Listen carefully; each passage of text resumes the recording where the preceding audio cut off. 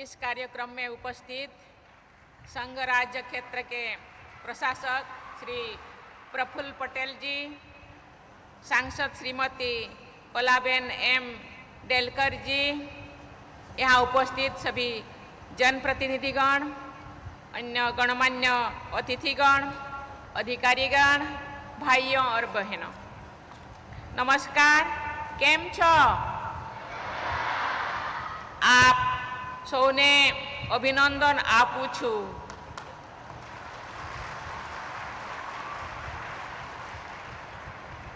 मुझे इस संघ राज्य क्षेत्र में आप सभी के बीच आकर अत्यंत प्रसन्नता का अनुभव हो रही है।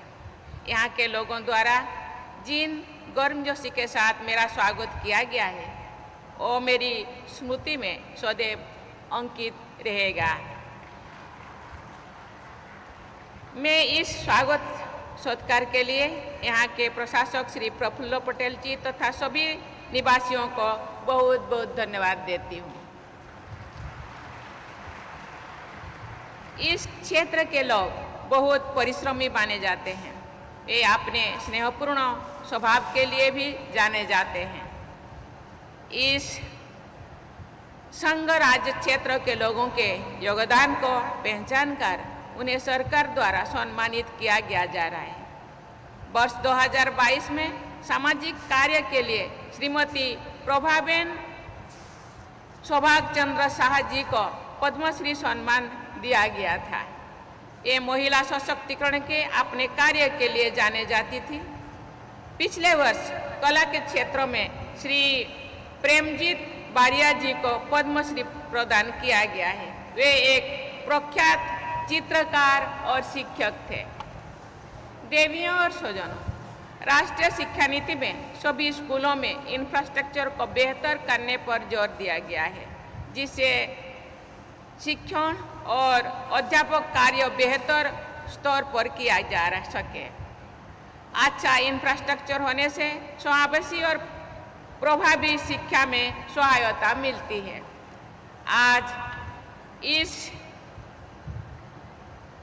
झंड चौक स्कूल का लोकार्पण करके मुझे अत्यंत प्रसन्नता हुई है। मुझे आशा है कि आधुनिक स्मार्ट क्लास, संगीत कक्ष तथा होटल, टिंकरिंग लैब जैसे सुविधाओं से युक्त इस स्कूल में बच्चों को रोचक तरीके से आधुनिक शिक्षा प्रदान की जाएगी। मैं स्वयं बच्चों के स्कूल में पढ़ाती थी। मुझे बच्चों को पढ़ाना बहुत अच्छा लगता है। आज मुझे एक और स्कूल के बच्चों और अध्यापकों से मिलने का अवसर मिलेगा। ऐसे अवसरों को मेरे अंदर की अध्यापिका जीवन में ऑलरेडी मिल चुकी हूँ उनको मिल के मैं एक नया ऊर्जा मन में जागृत हुआ, क्योंकि ये बच्चों को छोटे से ही इतने अच्छा प्रशिक्षण दिया जा रहा है। मुझे लगता है आगे जाके देश के एक धरोहर होंगे, देश के एक भविष्य बनेंगे। यहाँ के प्रशासन द्वारा उच्च शिक्षा को बढ़ावा देने के लिए कई प्रयास किए गए हैं। वर्ष 2018 में दमन में गवर्नमेंट इंजीनियरिंग कॉलेज शुरू किया गया था, जिससे विद्यार्थियों को गुणवत्तापूर्ण तकनीकी शिक्षा प्रदान की जा सके। वर्ष 2022 में निफ्ट भी स्थापित किया गया है। ये परिसर मुंबई और अहमदाबाद के समीप है। मुंबई फैशन की महानगरी है। अहमदाबाद भी कपड़ों से जुड़े कार्य के लिए प्रसिद्ध है। इस क्षेत्र के लोग व्यापार बुद्धि के लिए भी जाने जाते हैं। शिक्षा और व्यापारिक गतिविधियों का ये मिलन विद्यार्थियों के लिए अच्छे अवसर प्रदान करता है। मुझे कल निफ्ट और इंजीनियरिंग कॉलेज के विद्यार्थियों और प्राध्यापकों से मिलकर बहुत हर्ष का अनुभव हुआ है। मुझे प्रायः विद्यार्थियों के बीच जाने का अवसर मिलता है। मुझे लगता है कि जिस ऊर्जा और विश्वास के साथ हमारे देश के युवा आगे बढ़ रहे हैं, उसी के बल पर विकसित भारत का निर्माण होगा। देवियों और स्वजनों, कल मैंने दमन में अभियारी का भ्रमण किया है। मुझे बताया गया है कि ये अभियारी इको टूरिज्म को बढ़ावा दे रही है। नमोपथ सी फ्रंट जाना मेरे लिए एक सुखद अनुभव था। इस क्षेत्र के ऐतिहासिक, सांस्कृतिक और प्राकृतिक धरोहर अत्यंत समृद्ध है।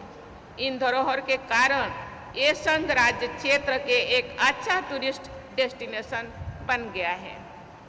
मुझे बताया गया है कि केंद्र सरकार और संघ राज्य क्षेत्र के प्रशासन द्वारा यहाँ पर्यटन के विस्तार के लिए अनेक प्रयास किए जा रहे हैं। नई विकास कार्य किए जा रहे हैं।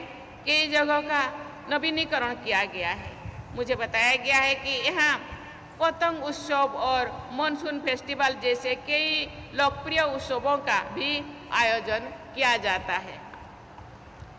मैं पर्यटन को बढ़ावा देने के लिए किए जा रहे कार्य की सराहना करती हूँ। पर्यटन में विस्तार से रोजगार की नई संभावनाओं का सृजन होता है। हमारे देश की सुंदरता और धरोहर के बारे में ज़्यादा से ज़्यादा लोग जान पाते हैं। साथ ही जब हम अन्य क्षेत्रों के लोगों से मिलते हैं, हम और अधिक उदार और संवेदनशील भी बनते हैं। देवियों और स्वजनों, हमारे संविधान की प्रस्तावना के अनुसार भारत के लोगों को सामाजिक, आर्थिक तथा राजनीतिक न्याय उपलब्ध कराना हमारे राष्ट्रीय लक्ष्य है।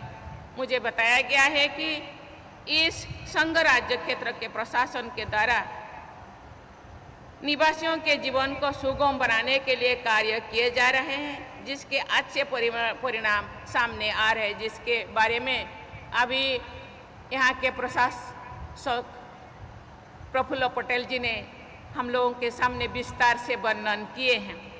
सुशासन के लिए ग्राम पंचायतों की भागीदारी बहुत सहायक होती है। इस यात्रा के दौरान मेरा एक पंचायत घर में जाने का भी कार्यक्रम है। हम सब जानते हैं पंचायत सशक्त ये देश गांव के देश है। 70% से 80% लोग गांव में रहते हैं। इसीलिए गांव सशक्त होगा, पंचायत सशक्त होगा तो देश आगे बढ़ेगा, सशक्त होगा।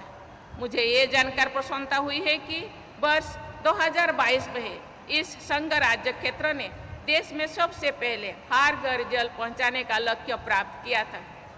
कोरोना महामारी तथा अन्य चुनौतियों के बावजूद सामूहिक प्रयासों को जारी रखने से ये उपलब्धि हासिल हुई है।